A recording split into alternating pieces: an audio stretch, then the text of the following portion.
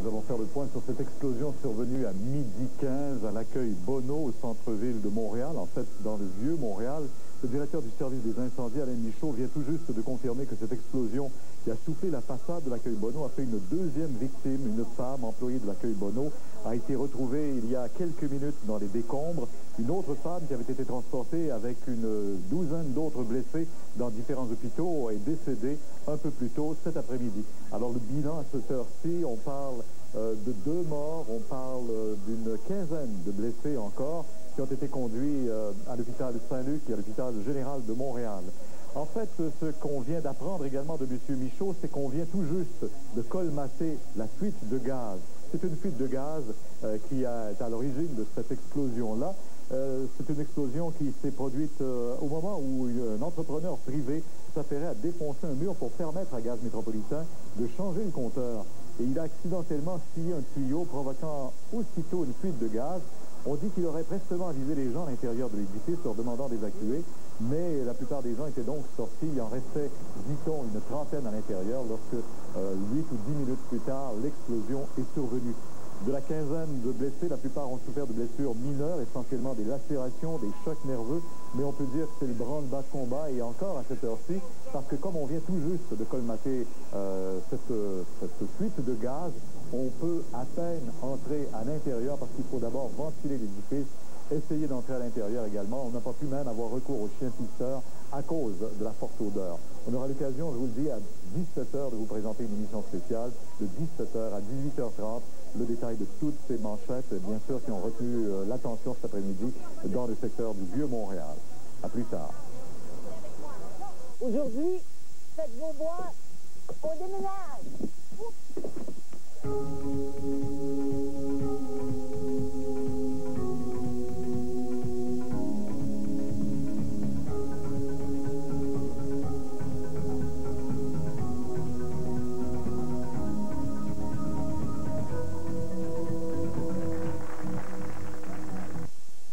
Sur les lieux le plus rapidement possible et après ça, on analyse la situation. On ne peut pas savoir d'avance quelle sorte de fuite que c'est. On reçoit des appels pour 1 million de choses chez Gaz Métropolitain. Ça peut être quelque chose de très mineur. Entre-temps, plusieurs personnes étaient sorties d'elles-mêmes. Il y en a même un qui a dit que c'était dangereux tout de même de s'allumer une cigarette dans la salle à manger parce qu'il trouvait que le gaz, ça sentait anormalement fort, le gaz. Les sauveteurs ont réussi à sortir 2 personnes des décombres, dont cette victime dans un piteux état et qui devait décéder peu après. Les travaux s'avéraient difficiles du fait que la fuite n'avait toujours pas été colmatée et que les bâtisses restaient très fragiles. La structure est très instable à l'heure actuelle. Si on regarde du côté de la rue Bonneau, là, le mur porteur, enfin, le mur de maçonnerie est tout bombé, il menace de tomber à tout moment. Les structures sont très affaiblies. Seul réconfort dans cette tragédie, le beau temps a fait en sorte que plusieurs bénéficiaires avaient choisi de prendre leur repas à l'extérieur. Le bilan aurait pu être encore plus lourd. Jean-François, 22h04, où est-ce qu'on en est? Est-ce qu'on a retrouvé la disparue d'abord? Toujours pas, cette femme d'une quarantaine d'années, mère de 2 enfants, bénévole à l'accueil Bonneau, dont la voiture a été retrouvée tout proche, mais qui n'a toujours pas été localisée. Peut-être avant de vous montrer des images des opérations ce soir, avec Alain Michaud, directeur du service des incendies, on peut peut-être montrer aux gens, M. Michaud, où se trouvait la dame. La dame se trouvait au 2e étage, là où on voit le plancher de couleur grise là, qui est effondré. Alors, on pense qu'elle est là. Les travaux vont s'effectuer là de façon très minutieuse pour enlever les débris, pour s'assurer de donner les maximum de chances de la retrouver. Il y a eu les chiens pisteurs, il y a eu également une équipe spéciale chez vous.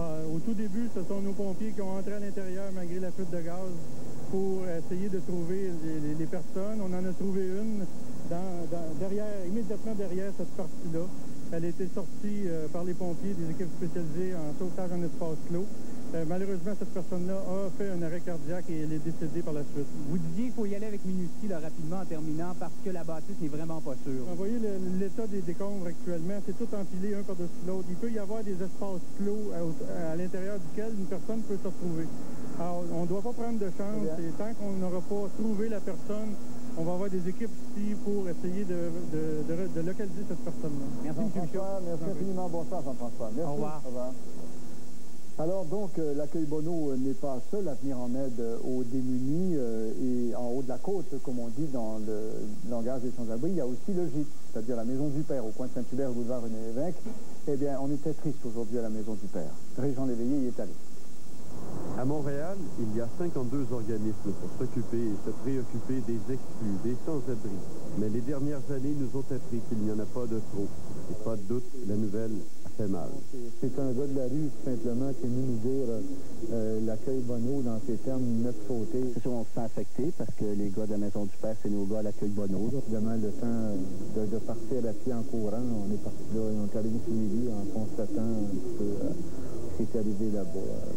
Je pense que les gens là-bas, moi j'ai pu percevoir, c'est qu'il y a eu beaucoup d'entraide, même entre les gens qui venaient de vivre l'événement, qui étaient à l'intérieur de l'accueil Bonneau. J'ai vu Sœur Marguerite, 2 jeunes emmenaient Sœur Marguerite. Fait que ça fait mal beaucoup. C'est que les deux organismes sont intimement liés, puisque si les repas du jour se prenaient en bas de la côte, la soirée, elle se passe ici. On va le dire dans le speech, qu'est-ce qui est arrivé aux gars, on va informer les gars. Oui, okay. Et il y a une cérémonie qui va se faire de façon un petit peu particulière. C'est comme le bras gauche de la Maison du Père qui est un petit peu en pitié aujourd'hui, évidemment de façon temporaire. La Maison du Père espère que la population lui donnera un coup de pouce pour nourrir les itinérants entre-temps. Au stade olympique, demain à 8 h, on a des 450 sous-marins qui sont prêts à nous donner, là. Fait qu'il faut aller les chercher demain à 8 h. Ça pourrait nous servir pour le repas de demain midi. De fait, on a l'impression en ce moment-ci que ce sont les cœurs qui parlent. On a eu beaucoup de téléphones tout à l'heure de solidarité des bénévoles, de nos bénévoles qui veulent aller aider. Puis demain, là, on va mettre la main à la pâte pour vraiment être solidaire avec eux puis continuer à les soutenir, nos gars. On les aime bien gros. On a besoin de Seigneur.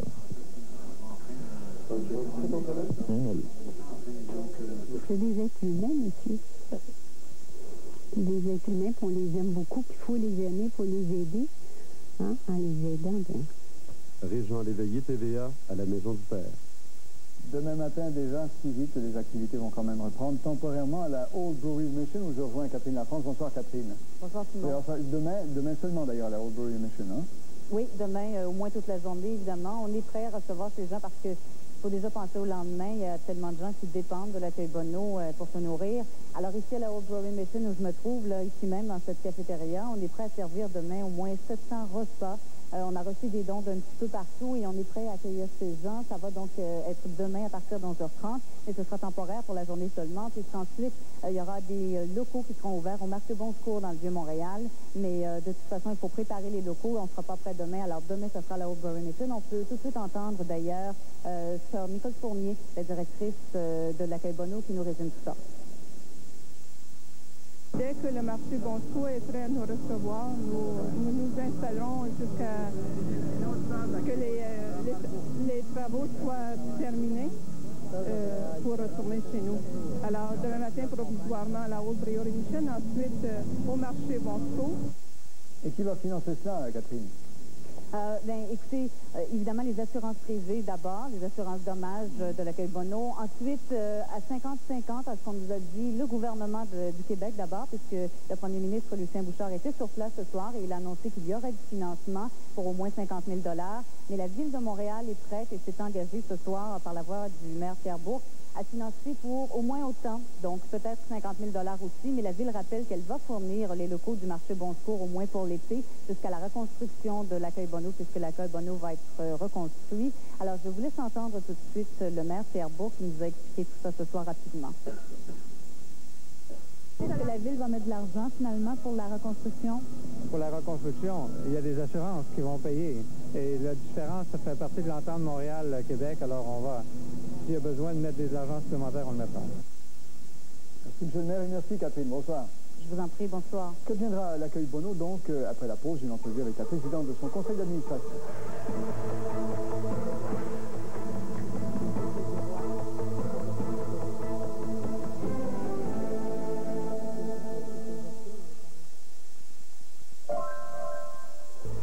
L'avenir maintenant, l'avenir immédiat et à plus long terme, j'accueille la présidente du conseil d'administration de l'accueil Bonneau, Mme Jacinthe Bouchard. Bonsoir, madame. Bonsoir. Ouais, pourquoi le marché Bon Secours? C'est important pour nous de garder en tête que notre clientèle a besoin d'avoir une certaine stabilité, a besoin d'avoir un lieu qui est près de l'accueil Bonneau. À côté. C'est ça, exactement. On parle du coin de rue suivant. En plus de ça, on offre des services sur la rue Saint-Paul, des services de travailleurs sociaux pour aider les gens. Eux sont toujours là, ça n'a pas sauté, ça? Non, c'est ça. Cette bâtisse-là a été sauvée. Donc, on a plusieurs personnes qui rencontrent justement des itinérants, des gens qui ont des problèmes, qui ont besoin d'en parler. Et on fait aussi l'administration de plusieurs de ces personnes. Bon, c'est pas facile de prévenir vos habitués que vous déménagez là, pendant les prochains mois. Comme ils ne regardent pas la télé, c'est ça? C'est ça. Ce qui va arriver, c'est que demain, il va y avoir des gens sur place pour les diriger. Demain, ça va se passer au Oldbury Mission. Et par la suite, on va revenir immédiatement au marché Bon Secours, donc qui va être la porte suivante. De quoi avez-vous besoin? Surtout de l'argent? On a besoin nécessairement d'argent parce qu'il faut partir à zéro. On a besoin de vêtements parce que toute notre vestiaire est tombée. On donne environ 25 000 morceaux par année, alors vous pouvez comprendre l'importance. On a besoin aussi, parce qu'il faut tout réorganiser, on a besoin de machines à coudre, on a besoin d'assiettes et d'ustensiles jetables, on a besoin de nourriture le plus possible. Laveuse, sécheuse, on a besoin de se rééquiper au complet. Alors, toutes ces choses-là, les gens peuvent les apporter au marché Bon Secours, déjà? Ce qu'on va faire, c'est qu'à partir de demain, on va pouvoir recevoir des choses au marché Bon Secours. Toutefois, on est en construction, si on veut, là, pour pouvoir réorganiser la salle, mais ça va être incessant là, demain ou après-demain. Après-demain, ça va être complètement fonctionnel. Quelques secondes, 5 secondes. Campagne spéciale, y pensez-vous? Ou... Oui, on y pense parce qu'on va avoir besoin pour la reconstruction et puis le réaménagement intérieur. Eh bien, merci infiniment, Mme Bouchard. Merci beaucoup. Merci. Alors, marché Bon Secours demain, vous ne gênez pas d'y aller si vous avez des choses à y apporter. Le gouvernement du Québec ordonne, lui, la tenue d'une enquête publique, une enquête du coroner aux incendies pour éviter la répétition de ce genre de catastrophe. M. Bouchard s'est rendu ce soir constater les dégâts et réconforter les responsables et les clients de l'accueil Bonneau, tout en leur promettant une aide financière. Robert Plouffe. Sachant qu'il reste toujours un corps sous ces décombres, le premier ministre Lucien Bouchard s'est dit profondément bouleversé devant une telle scène. C'est une épreuve, hein? Puis en plus, quand on pense que ça frappe des gens qui ne sont pas déjà très gâtés par la vie. Aussi, M. Bouchard a voulu s'assurer que les responsables de l'accueil Bonneau sachent bien qu'ils peuvent compter sur une aide gouvernementale. C'est le contact avec lequel vous allez travailler.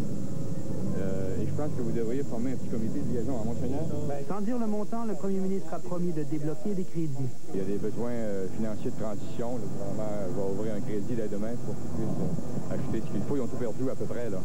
Mais il faut surtout éviter une répétition d'un tel drame. Le gouvernement annonce la tenue prochaine d'une enquête du coroner aux incendies, Cyril Delage.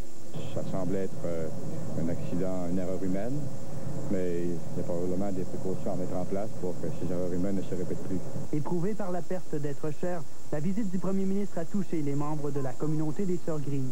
Une grande solidarité qu'on sent, puis la sympathie aussi. Et Lucien Bouchard s'est aussi attardé à réconforter un homme bien inquiet. C'est un gros morceau pour moi, Bonneau. C'est passé ma vie là. Mais après-demain, il pourrait manger juste à côté Bon Secours. D'ici quelques mois, ça va être de rebâti. On va construire rapidement. Oui, parce que c'est mon chez nous. Puis, OK, ça me fait plaisir, M. Bouchard. Robert Plouffe, TVA, Montréal.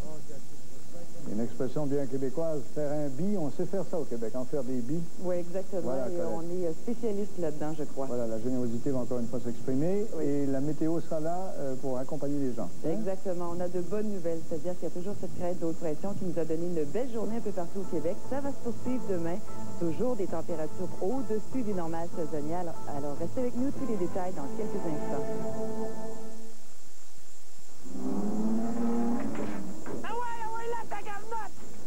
Je vais l'arrêter comme un gars-là. Puis même après ça, faire réparation chez le beau, ça me coûte encore 0 cents là-bas.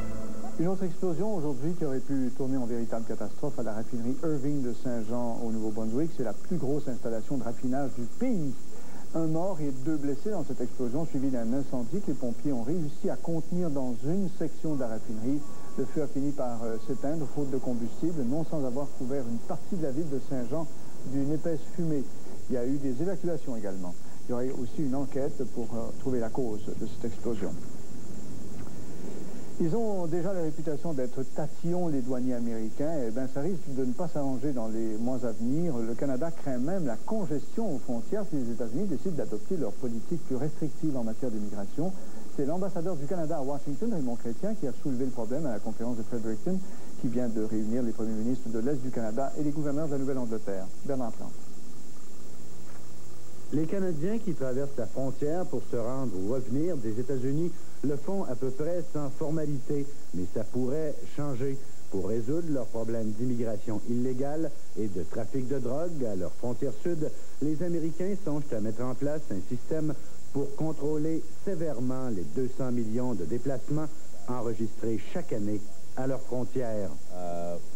0.09% of those people. Très peu de gens sont visés, dit l'ambassadeur américain, mais le Canada est loin de poser le même diagnostic sur ces nouvelles dispositions attendues pour septembre.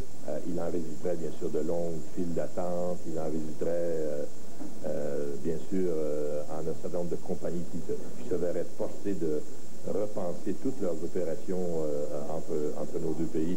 Mais soyez rassurés, je peux vous dire que ça ne se produira pas à la fin de septembre. Il y a une première brèche. Un amendement visant à limiter le système de contrôle aux seuls aéroports vient d'être approuvé par le sous-comité du Sénat sur l'immigration.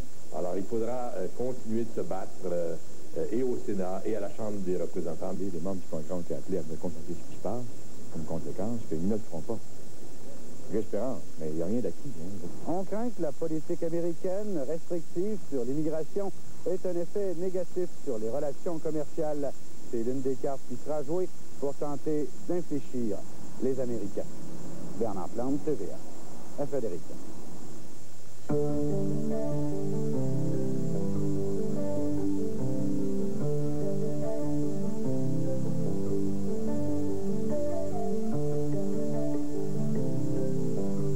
Le Parti réformiste en a passé une petite vite aux libéraux en disant qu'ils sont déjà trop souvent absents de la Chambre et ils vont devoir y rester jour et nuit une semaine de plus.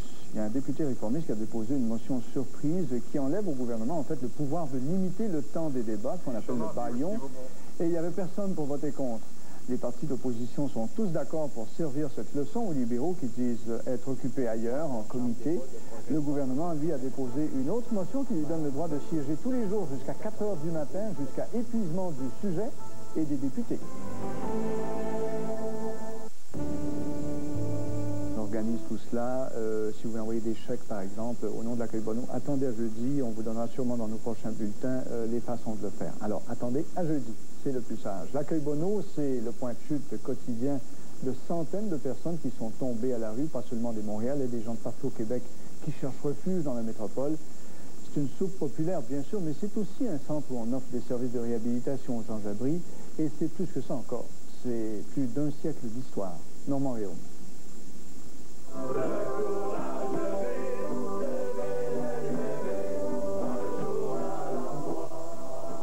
La chorale de l'accueil Bonneau témoigne des efforts que les démunis déploient pour reprendre le contrôle de leur vie. Ici, on commence par nourrir les estomacs. Plus de 250 000 repas sont servis annuellement grâce aux dons des bienfaiteurs, des individus et des entreprises.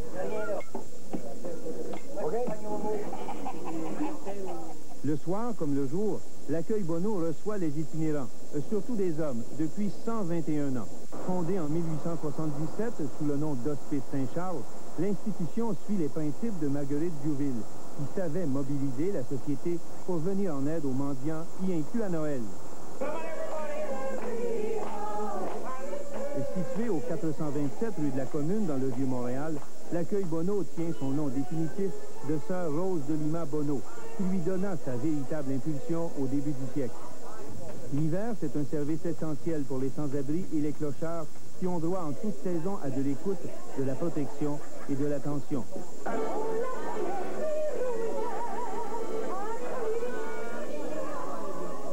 Plus de 40 000 pièces de vêtements sont données annuellement.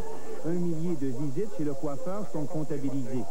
Sans oublier les services de conseil et de réinsertion sociale qui sont dispensés aux personnes. À la saison des sucres, comme lors des journées les plus ordinaires, l'accueil Bonneau ne pourrait assumer sa mission sans la contribution des bénévoles. Ils sont environ 200 à consacrer du temps aux démunis qui ont faim de nourriture, mais encore plus de dignité. Normand Réaume, TVA, à Montréal. Voilà l'histoire d'une tradition. Alors, Colette, la météo à long terme. À long terme? Non, je veux dire en détail, excusez-moi. À moyen terme, on a de bonnes nouvelles. À court terme, de très bonnes nouvelles. Oui, ça va trop vite. Je vais vous le dire, écoutez, vendredi jusqu'à présent, mais je vous préviens, ça peut très bien changer Pour presque tout le Québec, il y a des nuages qui pourraient s'amener. Jusqu'à présent, 40 tout au plus de possibilités d'averses. Et samedi, c'est encore beaucoup trop loin, alors j'en dis pas plus. À court terme, c'est-à-dire que là, on a vraiment de bonnes nouvelles. Aujourd'hui, on a eu une très belle journée sur le sud-ouest du Québec, malgré la tragédie, évidemment. Alors, le soleil brillait partout, les températures variaient entre 26 et 29 degrés. Et demain, ça va se répéter, ce même scénario, toujours cette crête de haute pression qui va maintenir un ciel généralement dégagé. Alors, tout de suite, on regarde en détail les prévisions pour tout le Québec. Demain, très simple. Soleil, passage nuageux pour tous les secteurs, maximum de 23 à 26 degrés.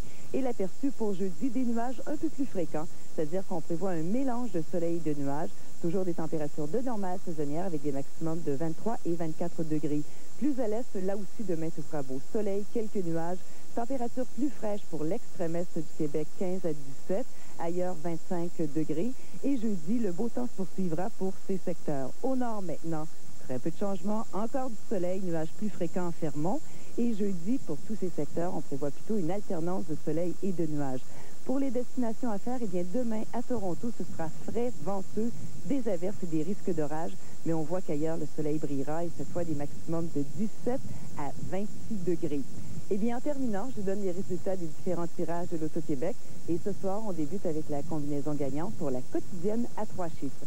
Alors, les numéros gagnants sont les suivants: 6, 2, 9 et à 4 chiffres, 7, 1, 5, 5. Pour l'extra, 3, 6, 2, 6, 0, 7. Et le banco, 2, 3, 6, 13, 21, 27, 29, 30, 34, 41, 43, 47, 48, 51, 55, 59, 63, 65, 66 et le dernier. Lynn et Annie aux prises avec un conflit racial inévitable. 1033, on a besoin de renfort immédiatement. Avez-vous vu la personne qui a fait ça? Vas-y, dis-le tout, dis-le tout. Alors, est-ce que vous êtes sûr? C'est bien lui? Sale crotte! Tu es en train de ruiner ma vie! Tu as tué mon enfant! Tu dois traiter ces histoires-là une seule à la fois. Ça ne changera pas du jour au lendemain. Encore moins si personne ne sait. L'équipe policière qui fait du bruit, ce mardi, 20h. Nous commençons déjà à penser à la saison prochaine et vous le savez, vos suggestions sont toujours les bienvenues. Si vous voulez nous en faire, vous composez dès maintenant le 514-790-CLAIR ou vous utilisez notre site Internet.